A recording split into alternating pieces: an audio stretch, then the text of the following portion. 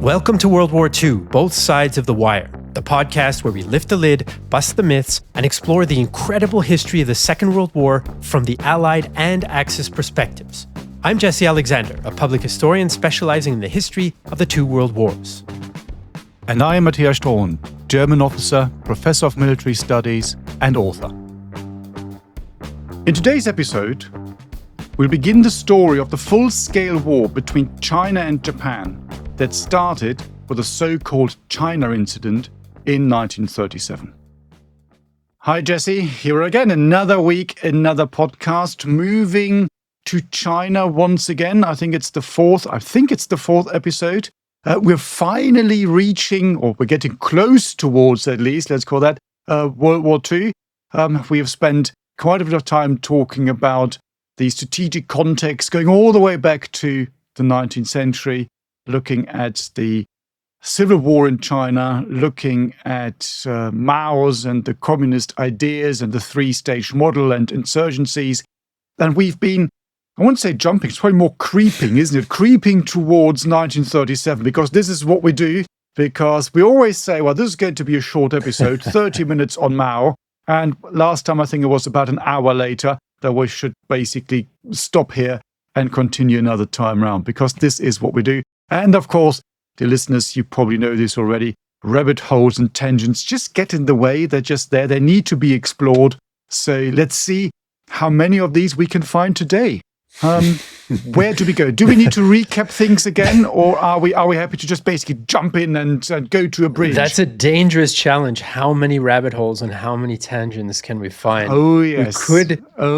We could exhaust even our most dedicated listeners. Anyway, of course, I would say we should recap very slightly. If it's been a little while since people have listened to or watched the previous episode, or if they're jumping in cold turkey, let's say.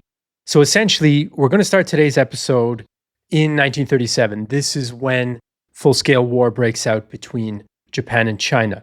The very brief lead up to that is that, of course, there's been this awful civil war going on in China between the nationalists under Chiang Kai-shek and the communists under a variety of leaders. Eventually, Mao Zedong becomes the most prominent, and he's starting to become much more prominent by 1936.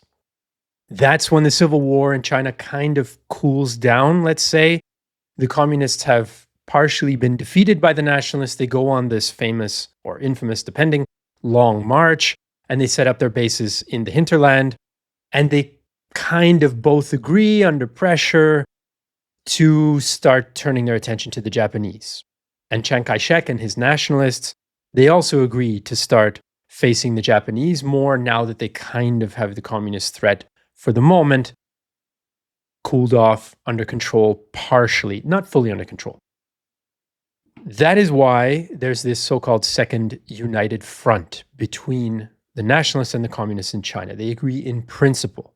Now, obviously, this story doesn't lead to stability and peace. One of the reasons is because the Japanese interpret this Second United Front, even though it's kind of only on paper and the communists and nationalists really don't like each other. They think it's a breach of a treaty that they have with the nationalists, in which the nationalists at the time promised no anti-Japanese activities. So remember now, folks, the Japanese have already occupied by force Manchuria, this big important region in northeast China. So then they come to an agreement with the nationalists, say no anti-Japanese activities, and we get to decide what that is, basically. And they decide that cooling off the civil war in China is not good for Japan, and it's anti-Japanese. So they're a bit upset about that. And this is the backdrop for the so-called Marco Polo Bridge incident, which becomes then known as the China incident. But that's the kind of spark that sets off this powder keg. But I think, Matthias, I'll flip it over to you for the story of what goes on here. What is this outbreak of the 1937 war on the ground? So as you've already said and explained, so Manchuria is already pretty much in Japanese hands. You've got Japanese forces stationed there, still mainly along the railways, because this is how it all started, how the Japanese managed to get a foothold in there.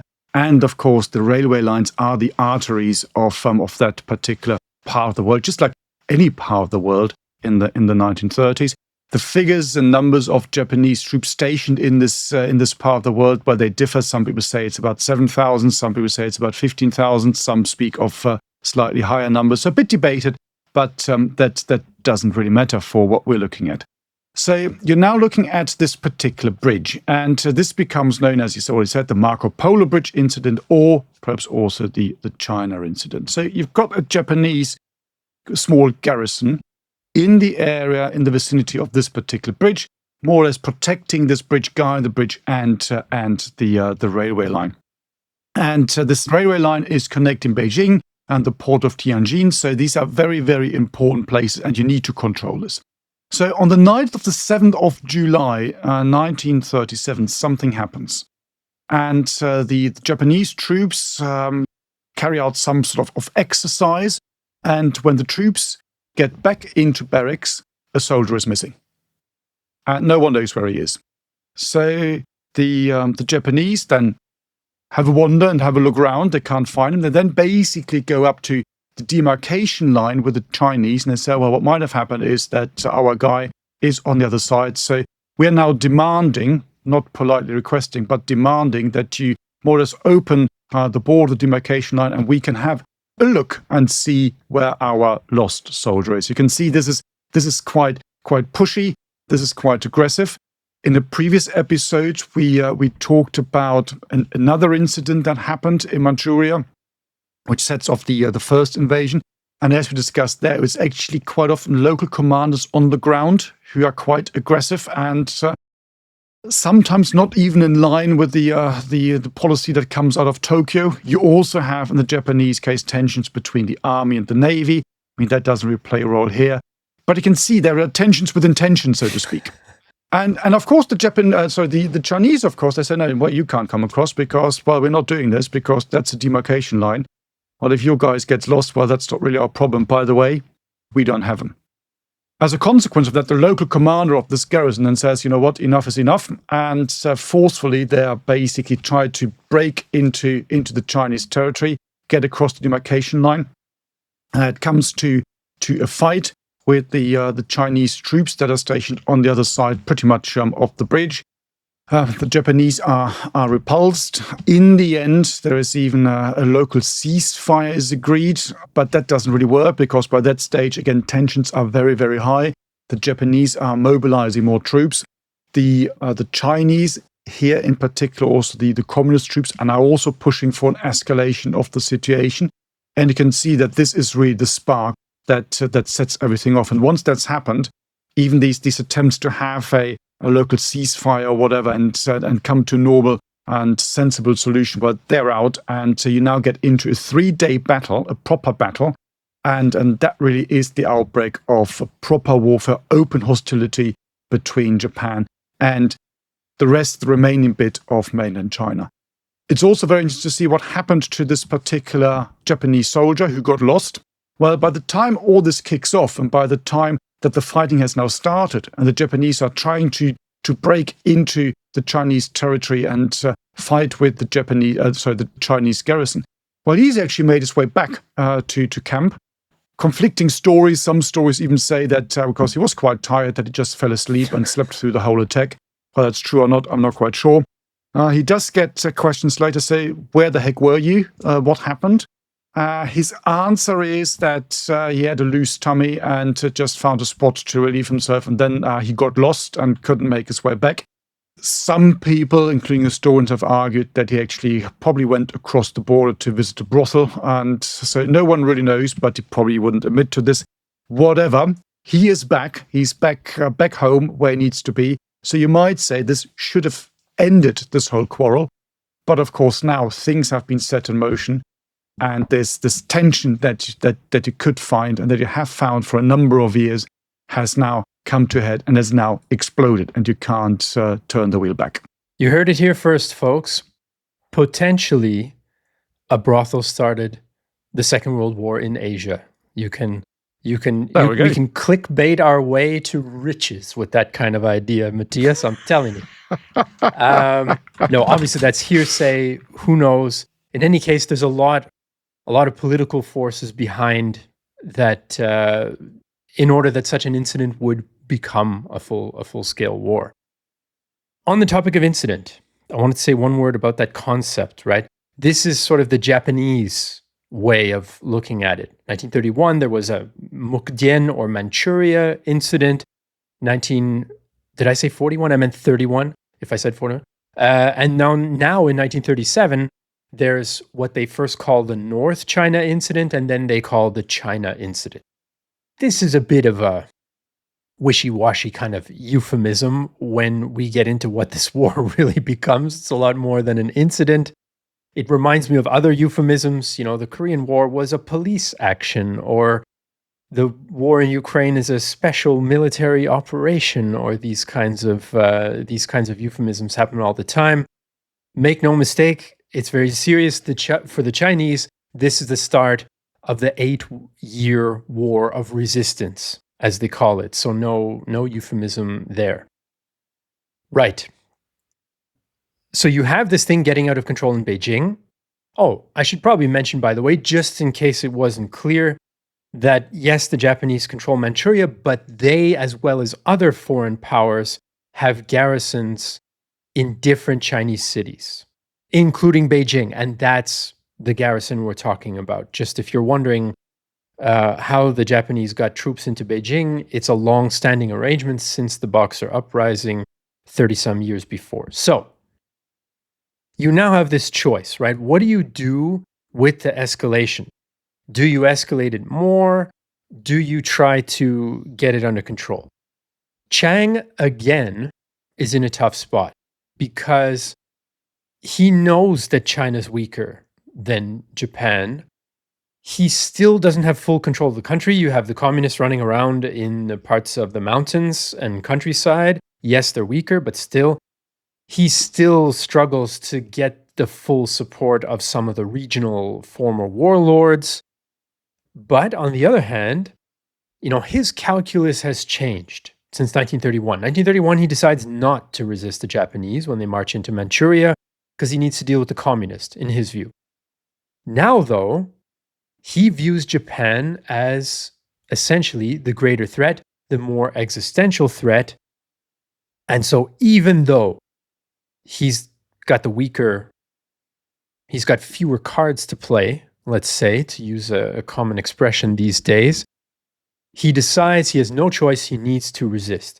And of course, his own power base partly depends on that decision because he also wants to show his supporters who've been pressuring him, I am ready to resist the Japanese. I will stand up for our country in the face of foreign military aggression and all this sort of thing. So he basically says, this is it. We're going to try to get international support as it goes on, and we'll talk about that in a bit, but we need to resist now. On the Japanese side, they're also thinking, well, as things escalate, what are we going to do? And there are some divided opinions. The Japanese are not all foaming at the mouth for a full-scale war in Japan. You mentioned the tensions with the Navy and Army. The Navy's not interested in expanding the war in China. They want to focus on potentially fighting the European colonial powers or maybe even the United States in the Pacific. So, of course, they're not keen on launching a bigger war in China. But you also have some others who say that this might not be a good idea. However, they're not the ones who come out on top of this discussion. The more aggressive party, both in the civilian government, but also in the military, especially the army, they're basically the ones who win the day, who win the argument. The war minister, for example, says, yeah, the Chinese are so weak, it'll probably take us a month. And we can smash the nationalist army, we can chuck out Chiang Kai-shek. In a month, we're good, right? This always seems to be reasonable before you start a big war. As always. There's one general, Matsui Iwane, who isn't even the most aggressive of them. He basically says, look, we have to achieve two things. One is to stop the Chinese from allowing Western influence or from getting support from Germany or the Soviet Union. There should be no foreign anything there. We should be the foreign power in China. And the second one is that we want the Chinese to fully understand that Japan is their friend. And we want to have this vision of an Asia where everybody's friends, but of course Japan is in the lead. So this is kind of, he even says that, Japanese troops are sacrificing themselves in order to kind of liberate the Chinese from their own leaders, from their Western puppets, all this kind of thing. I will let you, dear viewers, draw other historical or current parallels with this type of thinking, but that's the kind of thinking that wins the day. The civilian government does decide to send some negotiators, just in case, to China, but, and here we have another wild example of the rogue Japanese military, they arrest them. The Japanese military stops their own civilian government's negotiators from going to Beijing to talk to the nationalists, or Nanjing, perhaps, the official capital at the time. That's not a great state of affairs in Japan. And that does, that's not how things are supposed to work. At least in most normal countries, let's say. And this is one of the reasons why this war comes about, is that the Japanese War Party essentially gets the upper hand, does what it needs to do in order to escalate further.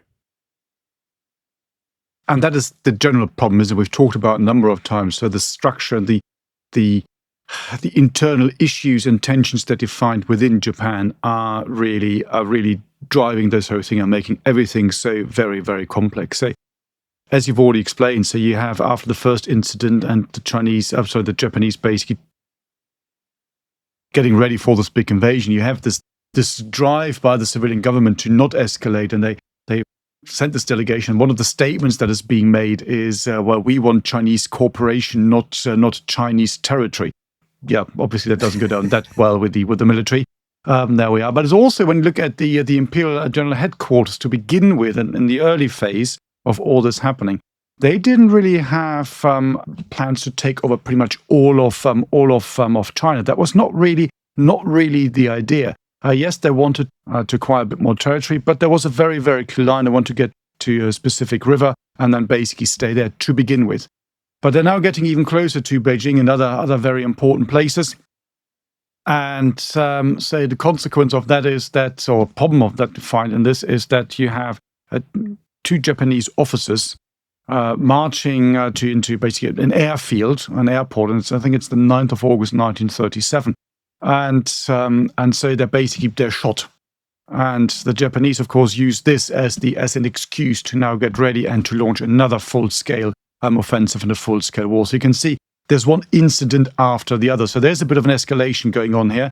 Of course, everyone's looking for excuses, and no one's trying to deheat the situation here. But that then leads to the full-scale and full-blown invasion of the rest of mainland China, which then leads to the famous battles that we'll look at in a minute. But before we go there, I think just, again, another rabbit hole, a small tangent, the euphemisms. I think that they're quite interesting when you talk about them, generally speaking, because sometimes euphemisms are a bit more than just a euphemism, because they can come with legal requirements attached to them. So, for example, you say, because you mentioned the special military operation in Russia, if you call it a full-scale war, that immediately sets in motion a specific process, and that means full-scale mobilization.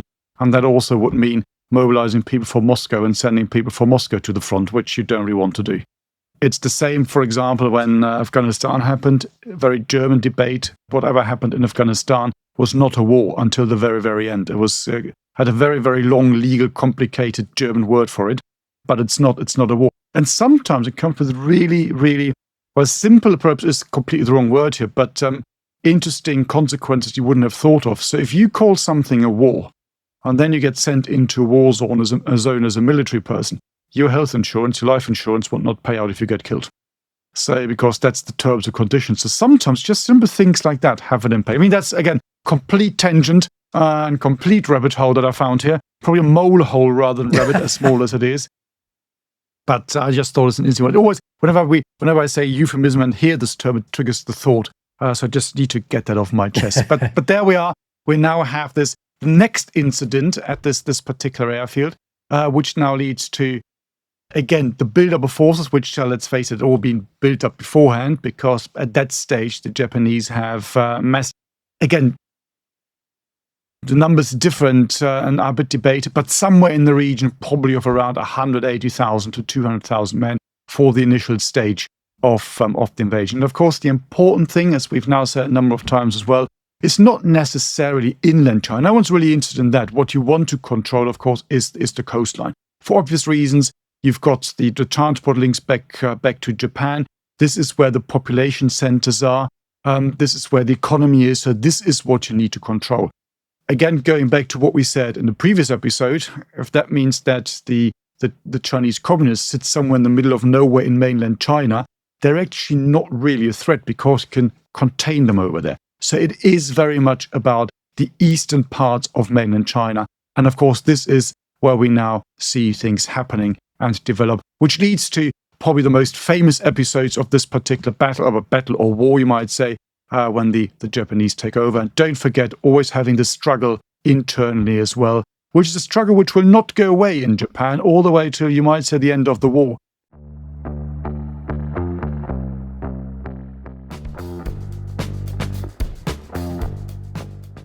So what's the best policy in 1941? Do you attack the US? There's the question about the Soviet Union. That's another podcast probably. Do you expand more into mainland China or somewhere else? So you can see these tensions are constantly there, and this is never resolved. But that's a different story. I'm jumping ahead. So do we need to have a look at the major battles and campaigns now in 1937 and onwards?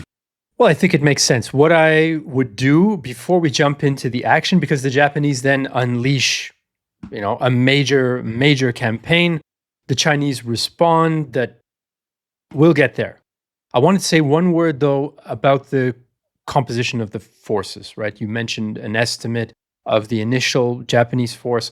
Well, over the course of the second half of 1937, they send more and more troops to China as they move deeper into the country, as the fighting expands. They end up committing something like 600,000 men in 1937. Not all of them are there in July, of course, but this is huge, right? They also have a big advantage in the air. They have more aircraft. They have better aircraft. They have their own aircraft industry compared to the Chinese. They have more and better armor as well. In the early 1930s, at least, they were still using sort of French Renault tanks from the First World War. But of course, then they start to develop their own light tanks as well. They have more tanks than the Chinese have. They've got more artillery and better artillery than the Chinese, or at least better artillery, let's put it that way, than the Chinese have.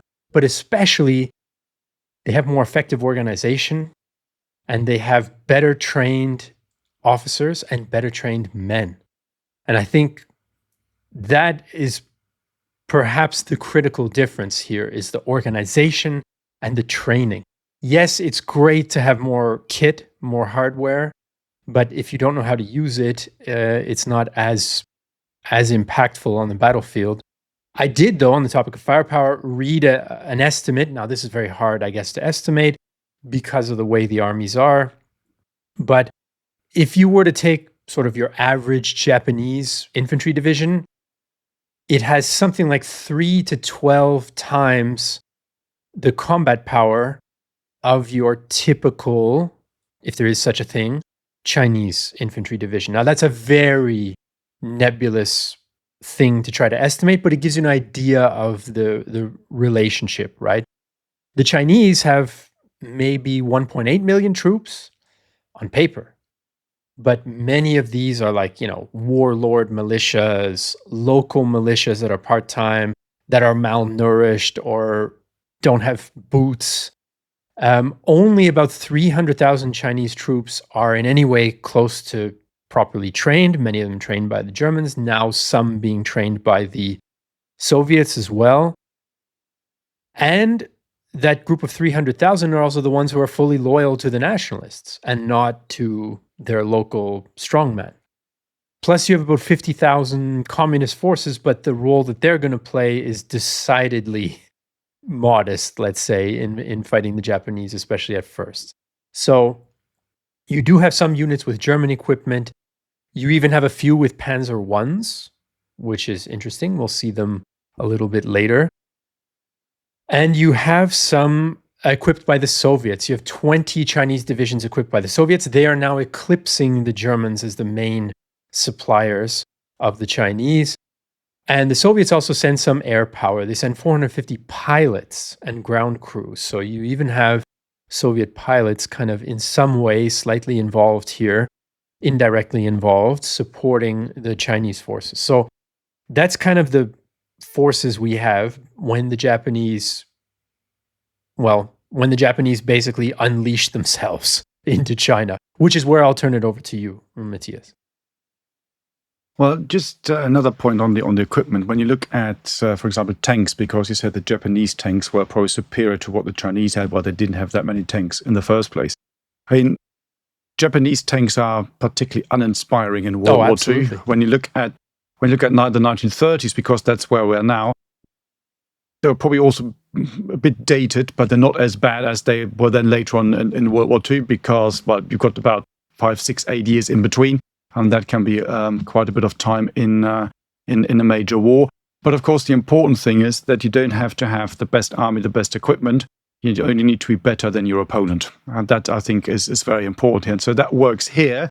It will not work later when they put their equipment and their kit against US tanks or what have you. So that's an interesting story. The structure, of course, is also interesting.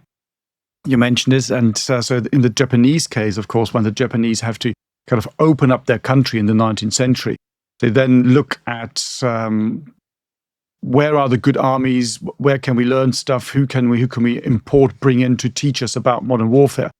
And so the first two delegations are French, and then in the 1870s and 80s, they switch to the German model and bring in German advisors.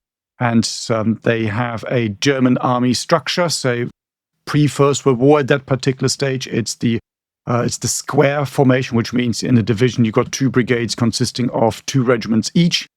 And the training that they get is, to some degree, to some extent, is German. The conscription system that they use is to a degree based on the German system. If I'm not mistaken, I think they've got 6 districts at that particular time in Japan. I might have to double check. I think it's 6, and each of these feeds troops into a particular division. So again, that's very kind of Western European, and particularly German at that stage, which makes it interesting because we talked about the Chinese and some of their forces being trained by the Germans in the interwar period.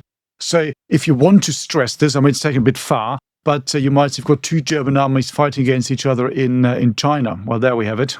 Of course, on the Chinese side, what you find is, even though you've got these advisors, the number of troops actually trained by the Germans and to a degree equipped along these German ideas is comparatively low.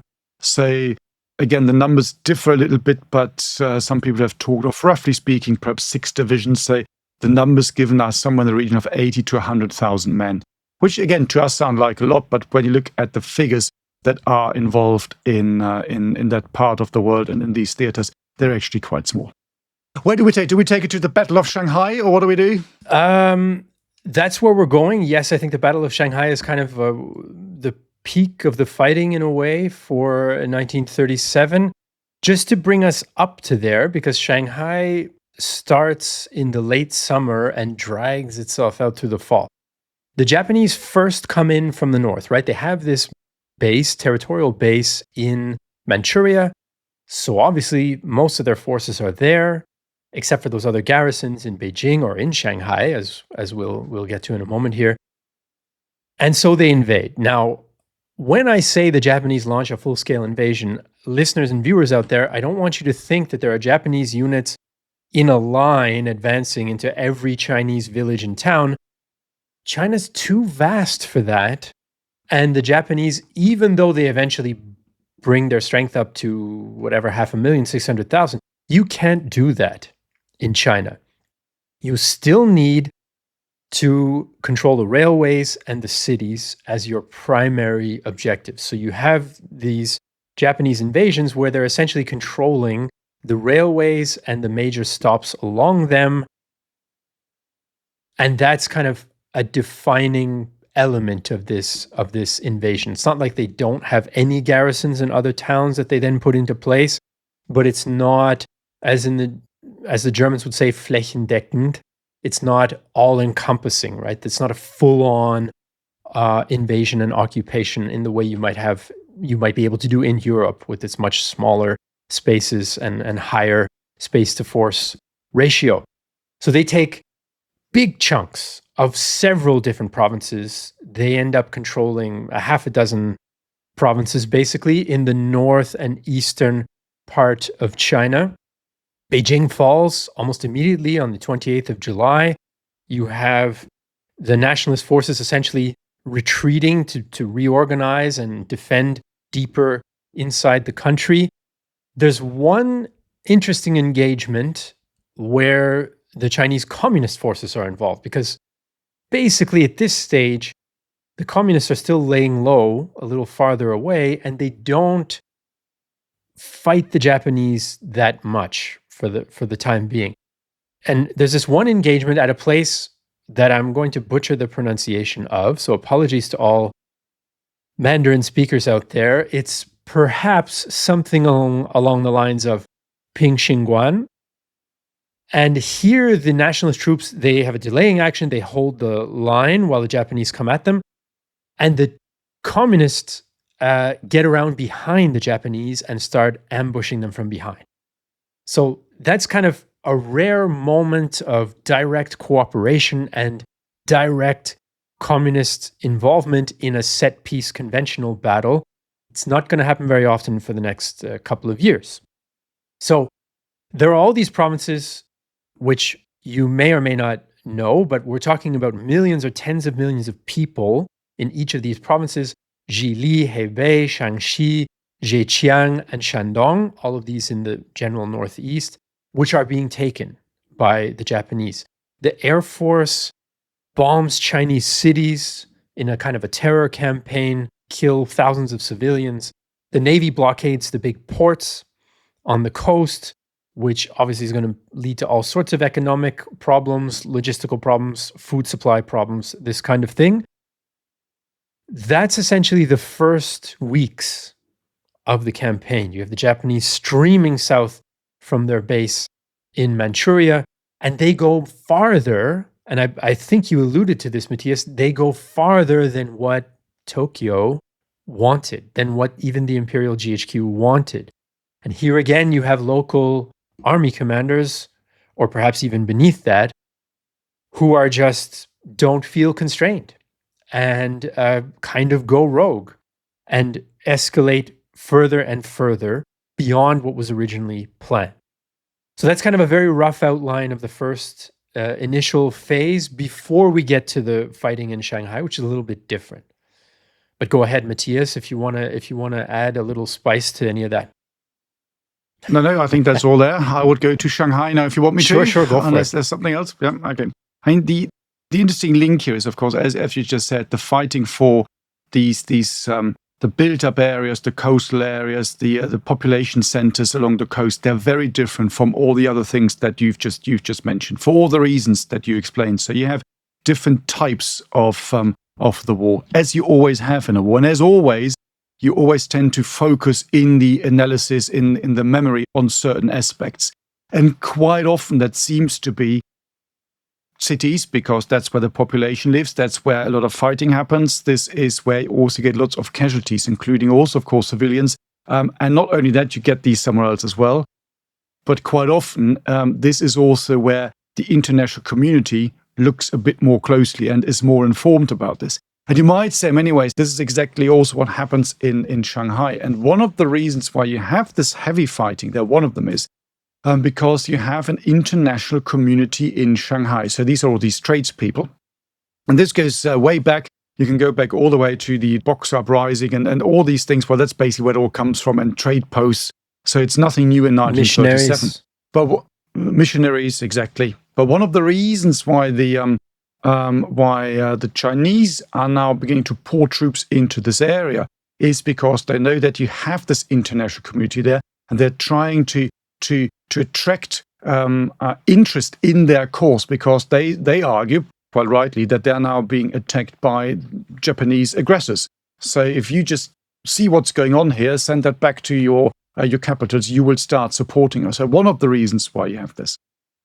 The pure military reason is, I already mentioned it very briefly, is a particular incident that happens on the 9th of August 1937. 2 Japanese soldiers try to enter a military airfield. They are stopped. They're then basically shot.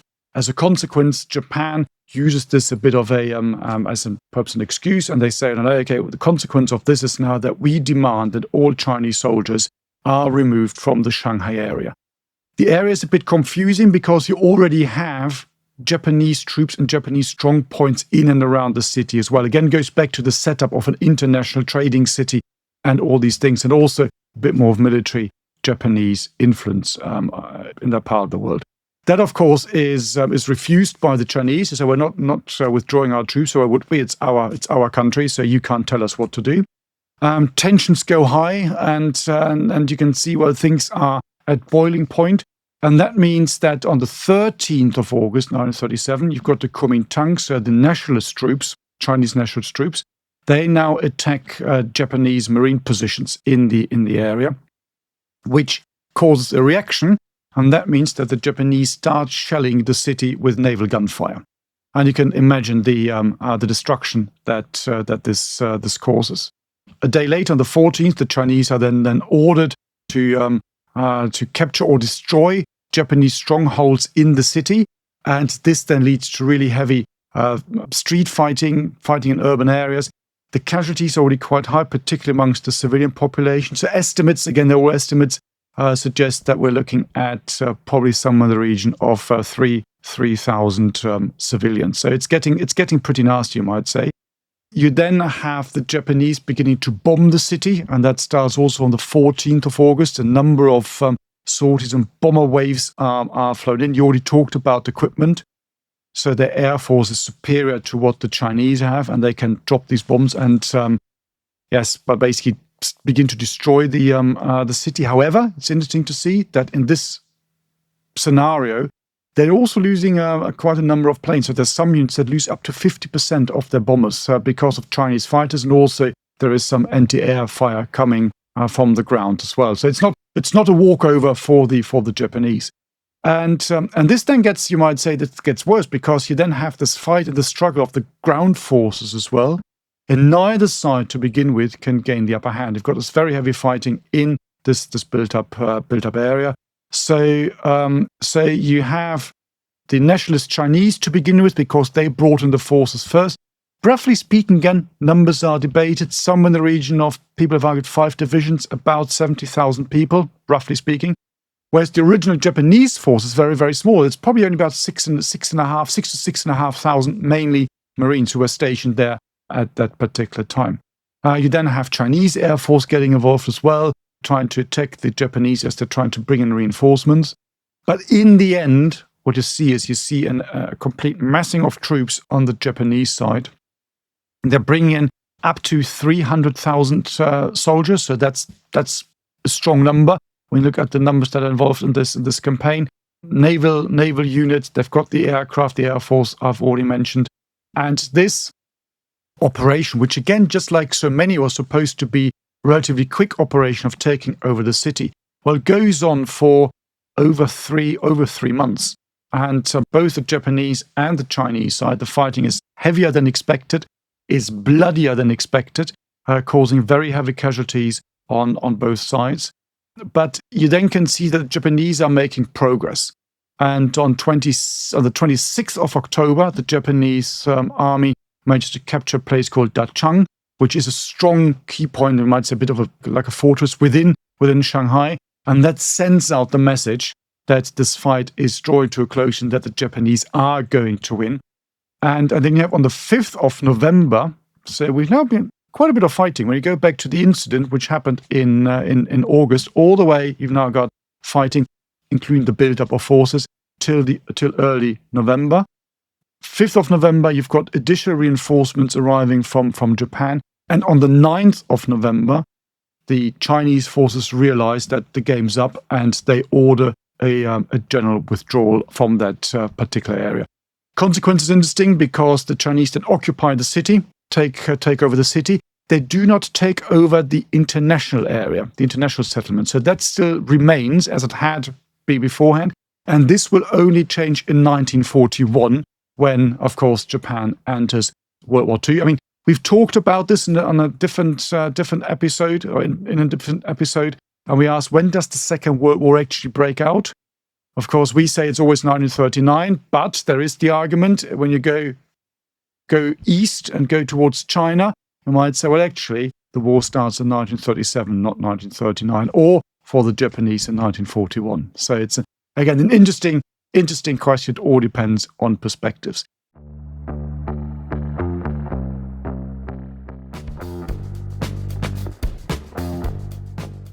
But that is, in very general terms, the famous and long battle for Shanghai, which sets the scene, you might say. Air bombardments, naval gunfire, where you can use it, large numbers of troops being involved, and of course the suffering of the civilian population as well, which is pretty nasty, and which of course will only get worse when we look at subsequent battles, where you can see that the population is being treated very, very nastily by both sides, in particular by the Japanese. Yeah. That's a very general scene setter. I mean, again, we could go into tactical debates. We'd be here forever. What else do we need to say about Shanghai? Where to begin? You've sketched out how this campaign goes in Shanghai. It lasts several months. It's very intense. It's very costly. Huge numbers of troops involved. I thought I would just cherry pick through my notes and add a few little extras here and there.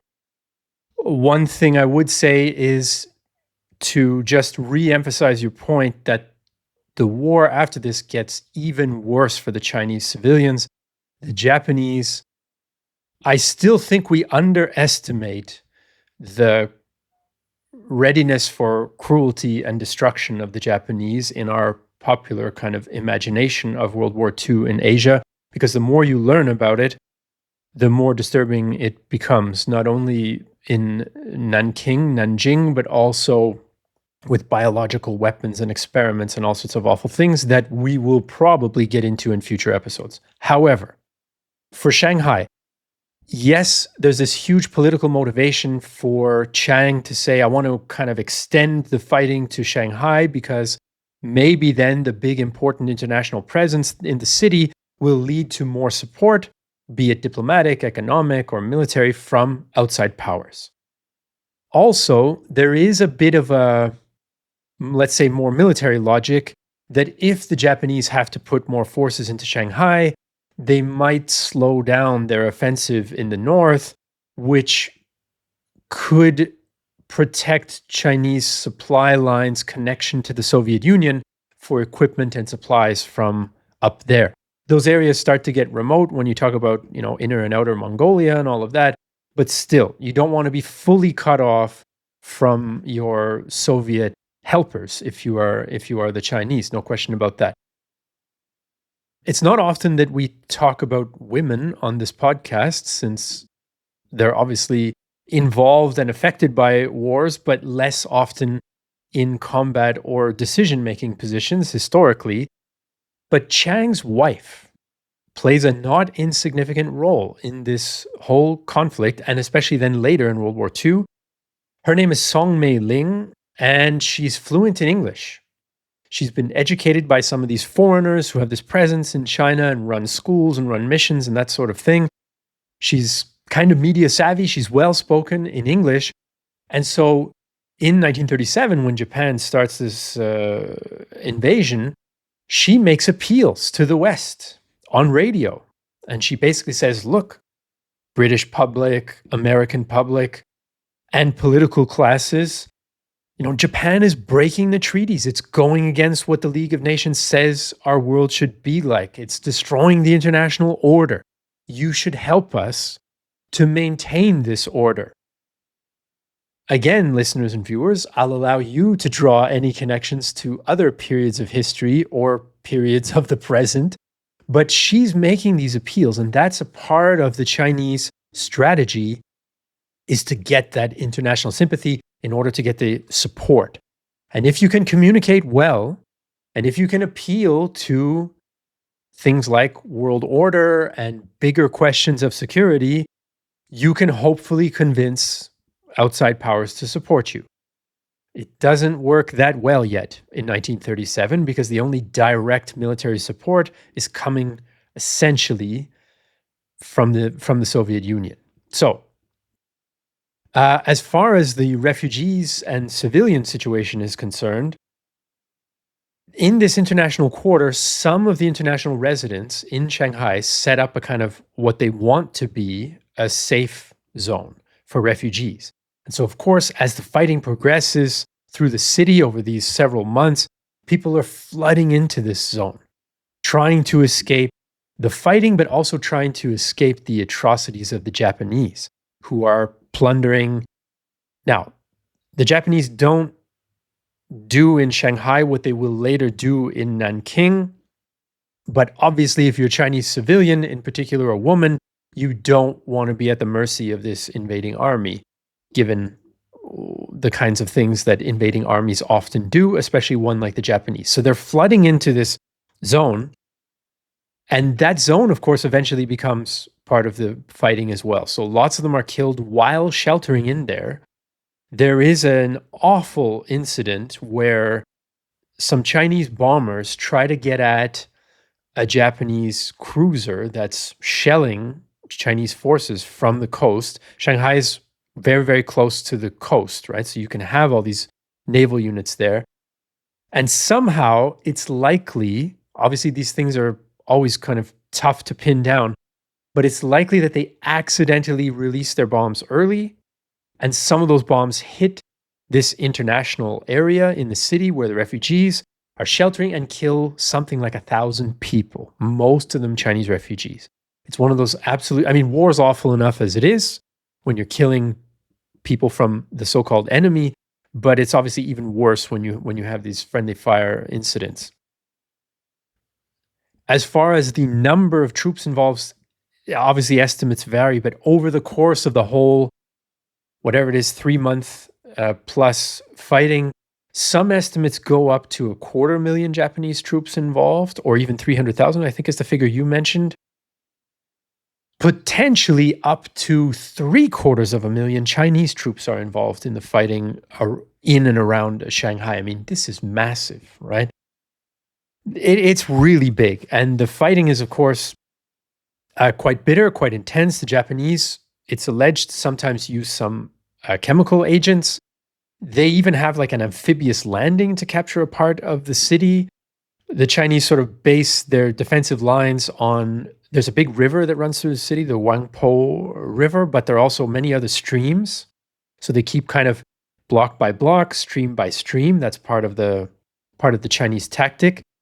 The Japanese are in a rush because they're worried about potential international intervention.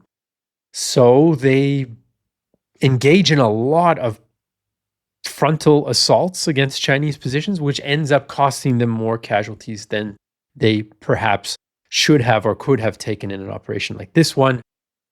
Chang also later regrets some of the Chinese losses. He later says, I should have probably called it quits earlier in Shanghai and saved some of my troops and retreated. That's something that we hear a lot, I think, in retrospect from different commanders. Yeah, benefit of hindsight. Mm-hmm. Exactly. It's a wonderful thing, isn't it, hindsight? Yes. So in the end, you have something like 200, maybe 250,000 Chinese casualties, which is massive, obviously. Well, it's big, isn't it? Mm. And what makes it even worse for the Chinese is that a lot of their experienced and better trained officer corps is lost in the fighting in Shanghai. In fact, by some estimates, most of their experienced officer corps is lost in Shanghai. You don't want that. If you want to build, if you say, okay, we have manpower, we can probably replace a lot of the men and hopefully train them. But it's much harder, and I'm not saying this just to flatter my co-host Matthias here, but it's a lot harder to replace an experienced, well-trained officer than it is to train up properly a new private, for example, right? So, the Japanese lose fewer, it's true, something like maybe between 50 and 100,000 casualties, but they're also using their best troops. So Shanghai kind of bleeds out the Japanese as well. And they're surprised, the Japanese are, by the degree of resistance. It's not a 1 month deal, right? Now we're at the end of November. Now we're taking tens and tens and tens of thousands of casualties for one city. In fact, there's a quote, I forget which general I think it was. It might have been a politician. I think it was a general. Said, a Japanese, who said, we thought China was a dog, but it turns out it's a wolf. And you definitely know that you haven't done your homework if you've got your top brass saying things like that 4 months in, 4 months into a 1 month campaign, right? So, whoops. Exactly. Now, even though it's a defeat for the Chinese nationalists, they lose the city, they suffer extremely heavy casualties. Politically, it has some benefits for their war effort because Chiang achieves his goal of basically showing everybody, his own supporters, his own warlords, the international community, the Japanese, and the Soviets, who are considering, how much support should we give to these guys. He convinces them all that he's willing to fight and that he's able to make tough decisions and fight hard to defend the country. A lot of the warlords become more loyal to him after this, which you can argue in the long run politically is not that great, but in the short term, trying to fight a war, you need the warlords on your side. And public morale also looks at this and says, we're defending ourselves. Yeah, we lost Shanghai, but we're fighting back. And there is somewhat of a kind of rally around the flag that gets a boost from Shanghai.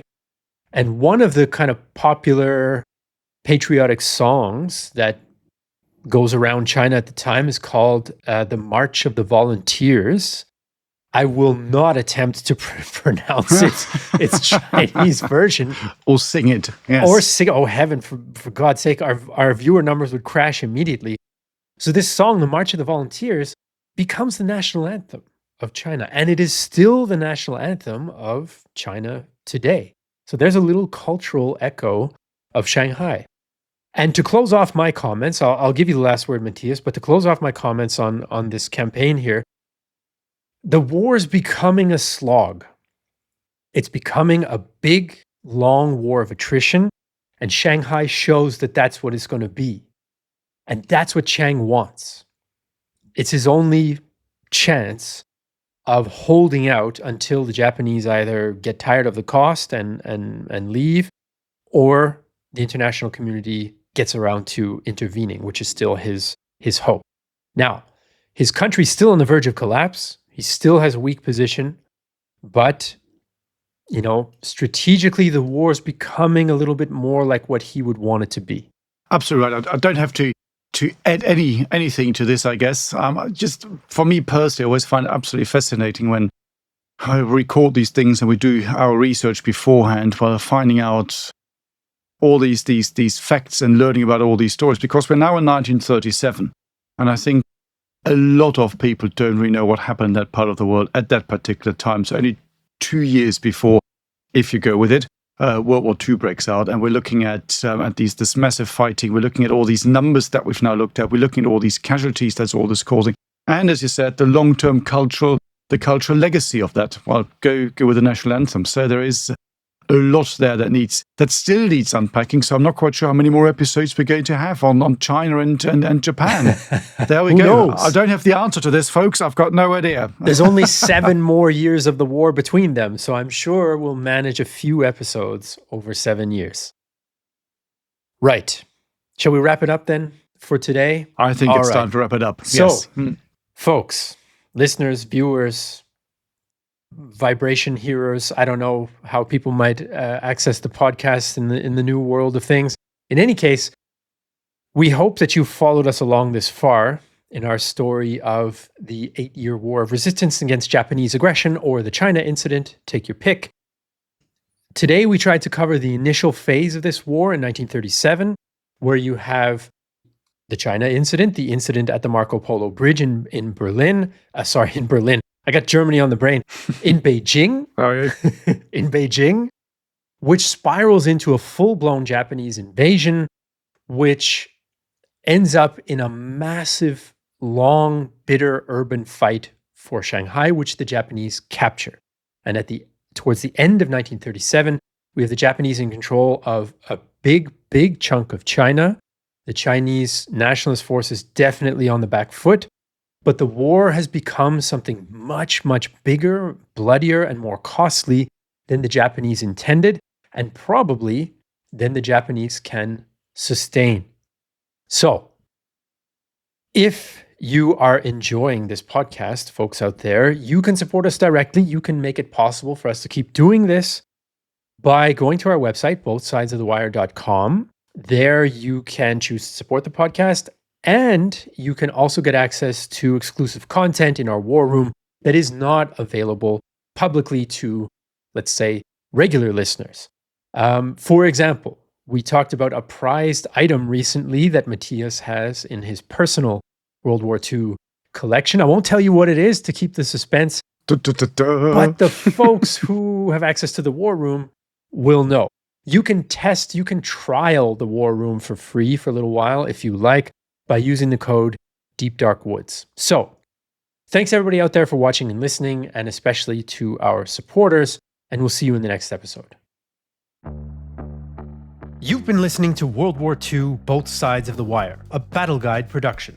To support the creation of future episodes, consider joining our dedicated supporter community, where you can enjoy exclusive benefits and connect with like-minded individuals.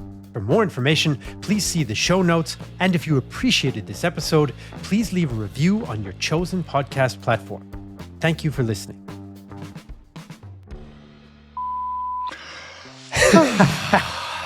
Oh, there we are. Another episode, another hour.